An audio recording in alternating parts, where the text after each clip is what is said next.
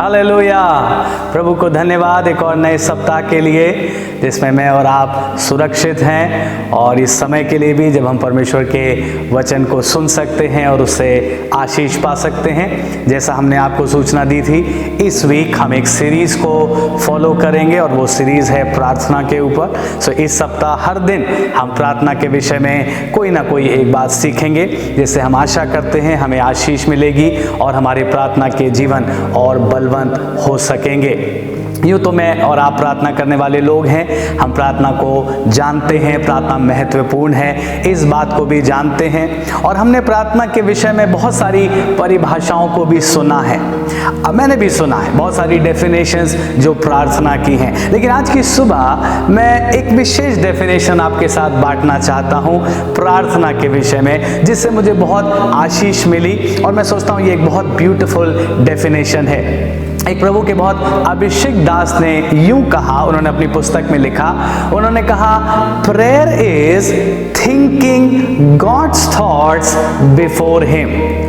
Thinking God's thoughts before him. Hindi में यूं होगा, प्रार्थना परमेश्वर की उपस्थिति में जाकर परमेश्वर ही के विचारों को सोचना। ना थोड़ा इस बात पर ध्यान दीजिए। कई बार मैं और आप प्रार्थना में जाते हैं, लेकिन जरूरी नहीं है कि हम पूरे समय परमेश्वर के बारे में ही सोचें। कई बार हम प्रार्थना में बैठकर भी बहुत सी चिंताओं के विषय में सोचते रहते हैं। हम प्रार्थना में बैठ करके भी अलग अलग स्थानों पर हमारा ध्यान चला जाता है, और कई बार हम खुद ही परेशान होकर कहते हैं ओ हमसे ठीक से प्रार्थना नहीं हो पा रही है। सो ये परिभाषा बहुत बहुत अच्छी है, बहुत उचित है कि प्रार्थना वो है जब हम परमेश्वर की उपस्थिति में जाते हैं और परमेश्वर ही के विचारों को हम सोचते हैं। ना मैं ये नहीं कह रहा हूं आपसे कि मेरे और आपके विचार परमेश्वर को ग्रहण योग्य नहीं होते, या हमारे विचार हम नहीं परमेश्वर के सामने रख सकते, no no no no.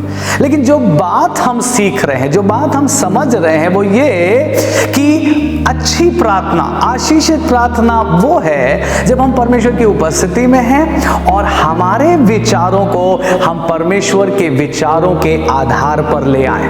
No, हम अपने विचारों को परमेश्वर के विचारों के अलाइनमेंट में ले आए, और तब मैं मानता हूं वो एक बहुत सुंदर प्रार्थना हो जाएगी और एक बहुत प्रभावशाली प्रार्थना हो जाएगी। सो फिर से, व्हाट इज प्रेयर?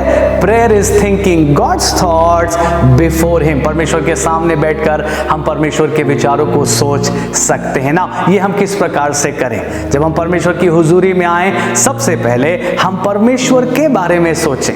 परमेश्वर कैसा है, परमेश्वर का वचन उसके विषय में हमको क्या क्या सिखाता है। परमेश्वर के चरित्र के बारे में सोचिए, परमेश्वर के वायदों के बारे में सोचिए, परमेश्वर के अद्भुत प्रेम के बारे में सोचिए, परमेश्वर के उस इनकम्पेरेबल गिफ्ट अर्थात यीशु मसीह के बारे में सोचिए। सो जब मैं और आप प्रार्थना में आए, हम अपने विचारों को कलेक्ट करें, इधर उधर भटकने ना दें, और हम अपने विचारों को परमेश्वर के ऊपर लगाएं। दूसरी बात, हम परमेश्वर के कामों के बारे में सोचें। परमेश्वर ने बीते युगों में कैसे बड़े बड़े काम किए, कैसे परमेश्वर अपनी प्रजा की अगुवाई करता रहा, कैसे परमेश्वर ने आज के दिनों में भी बड़े बड़े कामों को प्रकट किया है और वो कर रहा है। तीसरी बात, जब हम प्रार्थना में आए तो हम परमेश्वर के वचन के ऊपर ध्यान लगाएं, क्योंकि परमेश्वर का वचन परमेश्वर की विल है। आमीन। परमेश्वर का वचन परमेश्वर की मर्जी है। बल्कि मैं और आप अगर थोड़ा भी परमेश्वर की मर्जी को कहीं से जान सकते हैं तो वो परमेश्वर के वचन से है। There is no other source जहां से हम जाने कि परमेश्वर की मर्जी क्या है। सो परमेश्वर के वचन पर ध्यान करें। आज हम सीख रहे हैं इस प्रार्थना के विषय में, और मैं बांटना चाहता हूं कैसे मैं और आप इस प्रार्थना में ग्रो कर सकते हैं। हम परमेश्वर की उपस्थिति में आएं और परमेश्वर के वचन को सोचें, परमेश्वर के वचन को दोहराएं, और जब आप परमेश्वर के वचन को लेकर प्रार्थना करेंगे, वो प्रार्थना सबसे ज्यादा प्रभावशाली प्रार्थना हो जाएगी। मैं कुछ पद आपके सामने पढ़ूं, भजन 119 से, और उसका पहले 25वां पद हम पढ़ें। मैं धूल में पड़ा हूं, तू अपने वचन वचन के अनुसार मुझको जिला। देखिए प्रार्थना कर रहा है और क्या कह रहा है प्रभु, अपने वचन के अनुसार, जैसे तूने मुझे वचन दिया है अपने वचन के अनुसार तू मुझे जिला। इसी का 28वां पद, मेरा जीव उदासी के मारे गल चला है, तू अपने वचन के अनुसार मुझे संभाल। प्रभु मेरा जीव उदास है, मेरा प्राण उदास है, लेकिन तूने तो मुझे वचन दिया है प्रभु, तूने तो कहा है कि तू मुझे उभार लेगा। प्रभु अपने वचन को स्मरण कर और अपने वचन के अनुसार मुझको संभाल ले। वर्स 49 देखिए, जो वचन तूने अपने दास को दिया है उसे स्मरण कर, क्योंकि तूने मुझे आशा दी है। और फिर 50वें पद की पहली लाइन, मेरे दुख में मुझे शांति उसी से हुई है। मुझे और आपको परमेश्वर ने वचन दिया है, मुझको और आपको परमेश्वर ने प्रतिज्ञाएं दी हैं और उसी से मुझे और आपको शांति और आशा मिलती है। इसी का वर्स 169 एंड 170, हे यहोवा मेरी दुहाई तुझ तक पहुंचे, तू अपने वचन के अनुसार मुझे समझ दे। मेरा गिड़गिड़ाना तुझ तक पहुंचे, तू अपने वचन के अनुसार मुझे छुड़ा ले। ये भजनकार क्या कर रहा है? He is praying the word of God.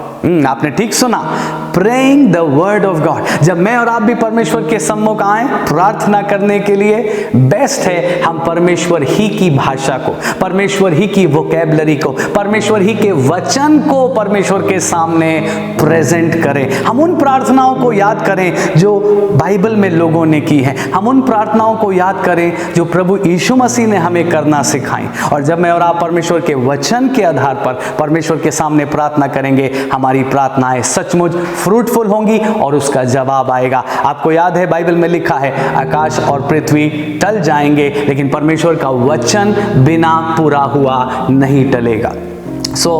मेरे और आपके प्रार्थना के जीवन को हम और कैसे सुंदर बनाएं?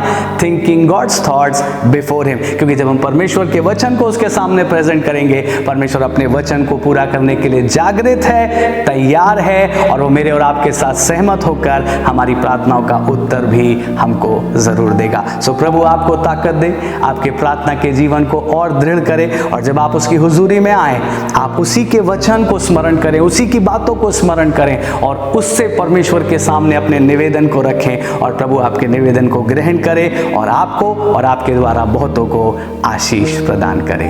प्रभु आपके साथ हो।